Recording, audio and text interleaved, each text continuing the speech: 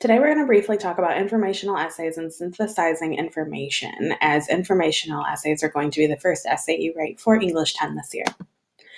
So, an informational essay is probably an essay that you've heard about and even written in the past. It has often been referred to as an expository essay, but as we get more familiar with the AIR tests that you have been taking as end of course exams, they've tended to start calling them informational essays, but it's really very similar. This type of essay is going to require you to inform or explain a topic to your reader. Additionally, especially with the AIR test, it's going to require you to synthesize or incorporate information from various outside resources. What it's not going to ask you to do for an informational essay is to give your own opinion. You might be including other people's opinions from the information that's been read, but your opinion will not be part of an informational essay.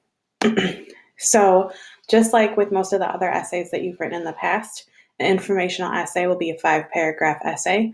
Of course, this is going to consist of an introduction, 3 body paragraphs, and a conclusion.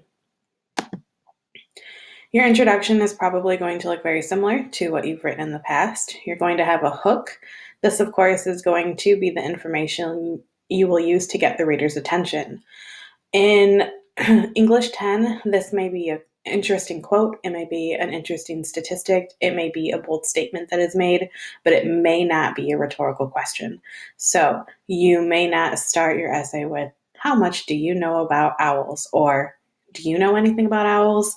We're past that stage, and so I want you to start using different types of intros for your hook. Your introduction paragraph will also include any basic information that your reader needs to know in order to understand your essay. And then finally, your thesis statement, which is going to be the final sentence of your paragraph. This will tell us about the 3 main points that you're going to discuss further in your essay. Your body paragraphs, of course, you're going to have 3 of those. Each body paragraph will be one of the 3 main points in your thesis statement. Here, you'll provide at least 3 subpoints in regards to your main point. And the important thing to know about your body paragraphs for your informational essays is that at least one of these subpoints should be a quote from one of your outside sources. I will give you an example of this in just a little while, but of course, this also means you'll have to have an in-text citation. Anytime you quote someone, you are going to, or another resource, you need to have that in-text citation. Finally, you'll have your conclusion. Your conclusion is going to consist of 3 things: wrapping up your essay, restating your 3 main points, and leaving the reader with something to think about. That something to think about may not be a question. So you cannot end your entire essay with, "And what do you think about this topic?" Again, we are going to try to get away from that. Finally, the last part about this type of essay is the synthesizing of information. Oftentimes, when you're being asked to write an informational essay on the AIR test, you'll be asked to read 2 or 3 different pieces of text and to use those 2 or 3 pieces of text to create that essay. So when you're synthesizing information from those outside resources, you need to make sure that just like when you're transitioning between paragraphs, you continue to use those transition statements. So you might say something like, "For example," and then provide a quote, "moreover," and then provide a quote, "also," additionally, or "according to," and I'll give you an example of that in just a moment. So if I were to be writing an informational essay about owls, I am simply going to be telling my reader quality, informative information about owls. I am not giving my opinion about owls. I am not telling people how much I love owls. I am simply giving information about owls.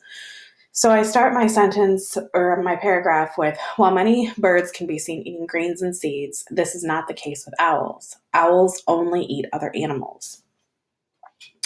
This includes frogs, spiders, lizards, and even smaller birds. Additionally, the Encyclopedia Britannica explains owls can kill birds as large as they are or even larger.